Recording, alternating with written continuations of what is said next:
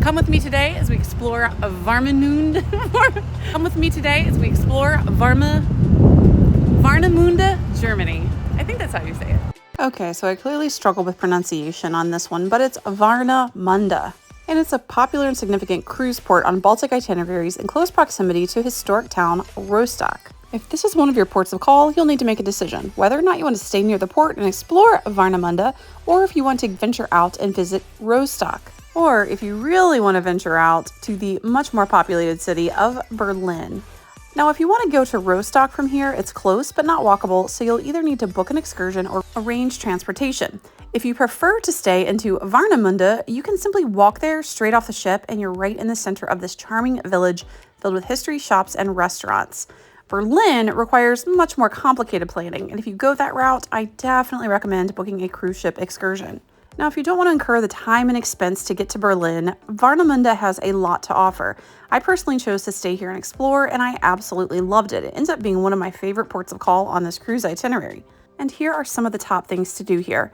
First is Altstrom, which means Old Channel, and this simply refers to the central area of Warnemünde, even though it's not in the town center. That's called Kirchplatz. Once you get off the cruise pier, you're basically already in Altstrom.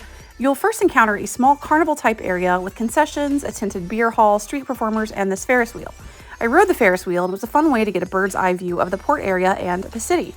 Once you continue out past this area, you'll pass the train station, cross a bridge, and you'll be in the Altstrom Canal area, which is oh so charming.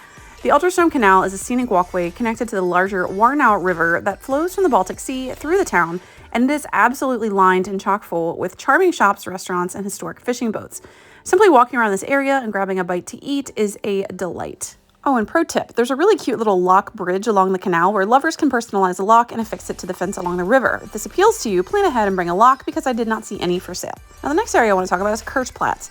Outside of Altstrom is Kirchplatz, which is simply the name of another section of this town. It's basically a picturesque square known for its historic church, which is a huge landmark, charming traditional houses, and tranquil atmosphere. And when I say tranquil, I mean it. My big takeaway from this Baltic cruise is how quiet it is everywhere, even in bustling city centers.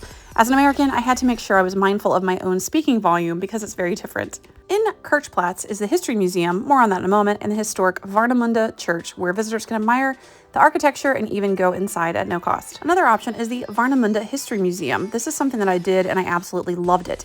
It's housed in an old 18th century fisherman's cottage, and it showcases artifacts and exhibits to really explain the maritime and cultural heritage of the city. Now, I'm a sucker for museums, especially quirky and small ones, so of course I had to visit. It is a small museum, but well worth it at just a $4 US dollar cost, and it was a quick and easy way to learn about the area's history. I was in and out in about 30 minutes, and there's no need for this to pre-book it, just buy tickets on site. Other popular options here include the Warnemünde Lighthouse. About a 15-minute walk from the cruise terminal is the Lighthouse, which is about 121 feet tall, and it's an iconic landmark offering panoramic views of the Baltic Sea. And for a small fee, cruisers can climb to the top and enjoy breathtaking views and learn about the history of the lighthouse. And located right by the lighthouse is the Teapot, a distinctive building featuring a unique teapot-shaped design. It serves as a symbol of Warnemunde's maritime vibe and history, and it also houses restaurants, cafes, and shops. Another option, especially if weather is good, is Warnemünde Beach. It's a scenic stretch of sandy shoreline along the Baltic Sea, adjacent to the Teapot and Lighthouse. Now, I'm all about a beach day, but I recommend not banking on this at this port of call because the weather is just so unpredictable. Now, if you want to get out of the city, you can go to Rostock. It's adjacent to Warnemünde, but small enough that cruisers can feasibly explore both of these towns in one single port day. Top things to do in Rostock include its charming old town with landmarks like St. Mary's Church, enjoying a stroll down the Warnau River, experiencing Market Square, and basically it's similar to Warnemünde in that it's an opportunity for visitors to explore history, culture, and great architecture, and visit various shops and cafes. It does have a bit more to offer, but it's kind of the same thing. Now, some cruisers calling here prefer to explore Berlin, but beware that it is about 2.5 to 3 hours away in distance, and that is each way. So if you do venture into Berlin, you're going to spend about 5 to 6 hours of your limited port day transiting on a train or a bus. That really didn't appeal to me, so I chose just to stay in Warnemünde. Now, if you do venture into Berlin, I can't say this enough, I do think it's important that you book an excursion through the cruise line. It can be pricey, but you want to make sure that you do this for the security of not risking running late, missing that return to ship time, and missing the ship. In fact, on the day of my call to Warnemünde, there was a minor train accident, fortunately with no injuries, that delayed the return of 27 of our fellow cruisers returning from Berlin by several hours.